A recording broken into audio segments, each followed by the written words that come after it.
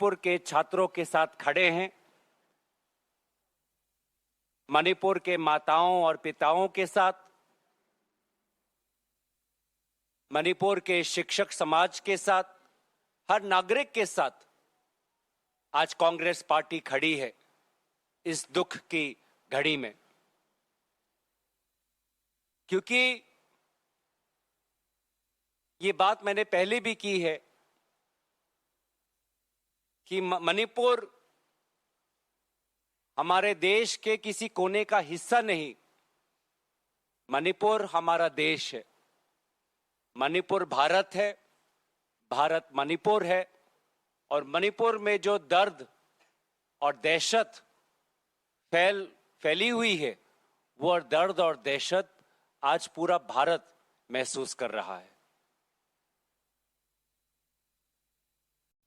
और ऐसे वक्त में जब मणिपुर के छात्र विरोध प्रदर्शन कर रहे हैं, उन पर किस प्रकार से सरकार पुलिस कर्मचारियों के द्वारा लाठी बरसा रही है, टीयर गैस और आंसू गैस और विभिन्न प्रकार के जो नॉइज बॉम्ब्स का जिस प्रकार का उन्होंने सरकार ने प्रयोग किया है, जो अग्रेशन वहां की सरकार ने मणिपुर के छात्रों को दबाने के लिए जो अग्रेशन जो दिखाया है, उसकी कांग्रेस पार्टी निंदा करती है। बच्चों को तो बचा नहीं पाए,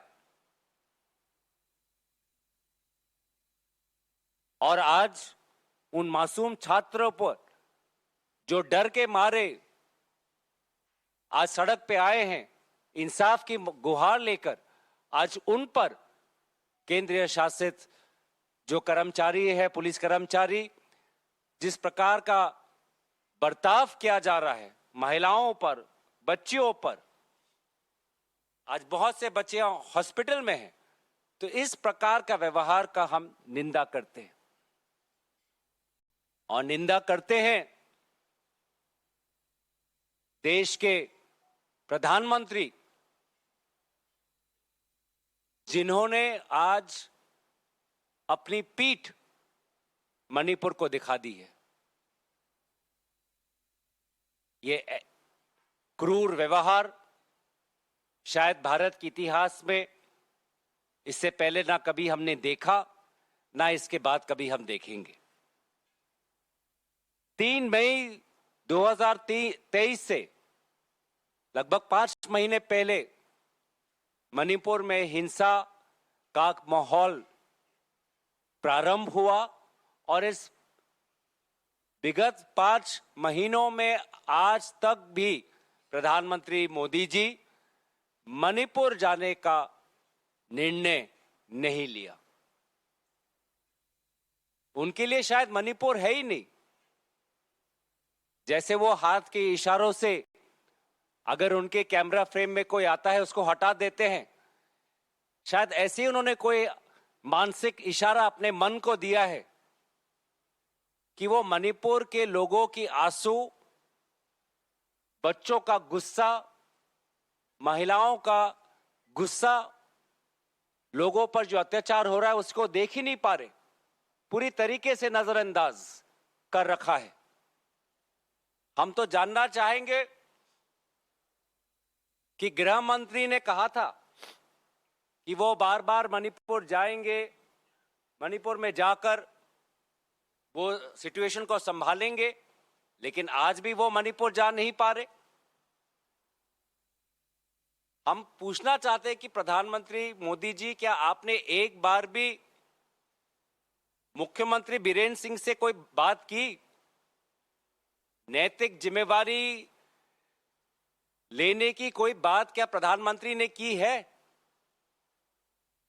क्योंकि बार बार हमें मीडिया के सूत्रों से पता चलता है कि जो भी अगर बातचीत हुई है तो गृह मंत्री और मुख्यमंत्री के बीच में हो रही है। मुख्यमंत्री बार बार कहते हैं कि मेरी बात गृह मंत्री से हुई, मेरी बात गृह मंत्री से हुई। तो हम तो ये जानना चाहते हैं कि प्रधानमंत्री जी आप क्या कर रहे हैं?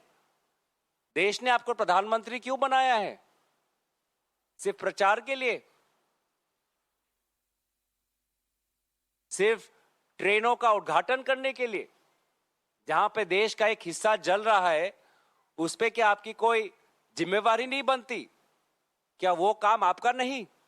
तो प्रधानमंत्री से हम जानना चाहेंगे कि पिछले 5 महीनों में कितने बार उन्होंने स्वयं मणिपुर के मुख्यमंत्री से बात की। हम तो जानना चाहेंगे कि और कितना सबूत प्रधानमंत्री को चाहिए कि मणिपुर के मुख्यमंत्री को अपने पद से इस्तीफा देने का आदेश प्रधानमंत्री दे। और कितना समय चाहिए प्रधानमंत्री को, और कितना सबूत चाहिए, और कितना प्रमाण चाहिए कि किस प्रकार से मणिपुर की सरकार, मणिपुर की मुख्यमंत्री विफल रहे बच्चों को बचाने के लिए, महिलाओं को बचाने के लिए।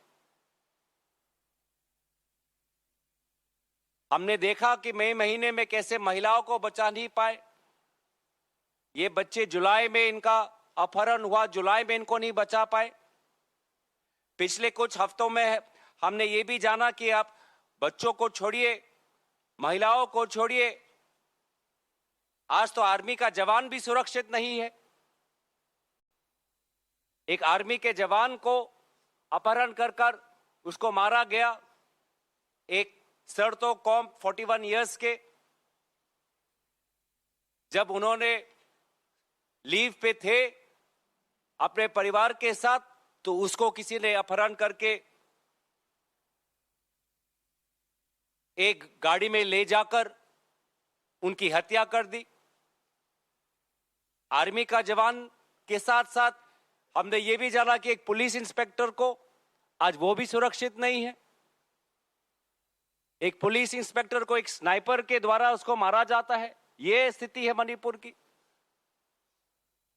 तो ना जवान सुरक्षित है, ना पुलिस कर्मचारी सुरक्षित है, ना महिला सुरक्षित है, ना बच्चे सुरक्षित है। और प्रधानमंत्री मोदी जी अपने ही वाह में मस्त हैं। अब स्वयं के छवि को लेकर वो मग्न है। वो अपनी छवि के माया जाल में ऐसे फंस चुके हैं कि देश की वास्तविक स्थिति उनको दिखाई नहीं दे रही। हम तो अभी भी अपेक्षा करते हैं कि प्रधानमंत्री जी आप नेतृत्व लीजिए।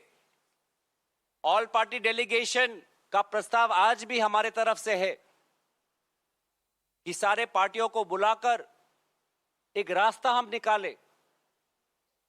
लोगों के बीच में जो एक दरार आज पैदा हो चुकी है मणिपुर में, एक एलओसी जैसा वातावरण कि इस पार एक समुदाय, उस पार दूसरा समुदाय, और बीच में एक बफर जोन, और दोनों तरफ दोनों समुदाय के बच्चों ने हाथ में बंदूक लिए हुए हैं। जो उम्र किताब और कलम पकड़ने का उम्र होता है, आज किताब और कलम को छोड़कर अपने हाथों में AK-47 लेकर वो घूम रहे। बम फेंका जा रहा है, मोर्टार फेंका जा रहा है, स्नाइपर राइफल का इस्तेमाल हो रहा है। ऐसा एक वातावरण चल रहा है, और कब खत्म होगा इसका कोई अंदाजा नहीं। और जब पत्रकार सच्चाई दिखाना चाहता है तो पत्रकारों पे FIR। इंटरनेट में थोड़ा बहुत सच्चाई जो निकला, दोबारा इंटरनेट बंद 5 दिन के लिए। कब तक चलेगा? तो हमारी राय स्पष्ट है, प्रधानमंत्री मोदी जी मणिपुर और देश को अपना पीठ दिखाना बंद करिए। सामना करिए इस चुनौती का। ऑल पार्टी डेलीगेशन का प्रस्ताव हम आगे बढ़ा रहे हैं। लोगों के हाथों में आज भी लगभग 4000 सोफिस्टिकेटेड वेपन्स हैं। आज भी तनाव का माहौल है। इसको खत्म करना हमारा सामूहिक दायित्व है।